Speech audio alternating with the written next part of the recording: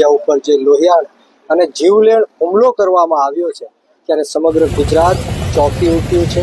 સમગ્ર ગુજરાતના 18 વરણમાં રોષ જાગ્યો છે. ત્યારે હું હનુમંત હોસ્પિટલ ખાતે મુલાકાત લેવા માટે આવ્યો હતો. મારી સાથે તાલાલાથી દેવેન્દ્રભાઈ સોલંકી, મારી સાથે તારાપુરથી વિજયભાઈ અને સમગ્ર ટીમ, બોટાદ હોય, જસદણ હોય, વાંકાનેર હોય, અલગ અલગ પંથકમાંથી અમે લોકો આજે નવનીતભાઈની મુલાકાત લેવા માટે આવ્યા છીએ. વિશેષ વાત એ છે કે પીઆઈની બદલી કરવાથી નવનીતભાઈ બાલદિયાને ન્યાય નથી મળવા.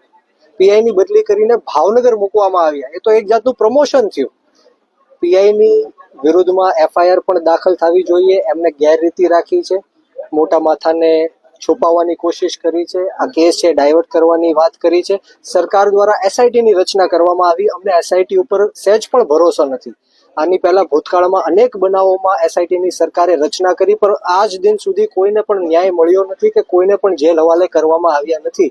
ત્યારે આ મુદ્દાને લઈને સમાજની અને નવનીતભાઈની એવી માંગ છે કે આ એફઆઈઆરમાં 307 જેવી કલમો ઉમેરવામાં આવે. જે એફઆઈઆરમાં છેડછાડ આ પોલીસ અધિકારીઓએ કરી છે એમની બદલી નહીં પરંતુ સસ્પેન્ડ કરવામાં આવે. નહીતર આવનારા દિવસોમાં કોળી સમાજ એક થઈને મહાસંમેલન કરશે, મહાઆંદોલન કરશે.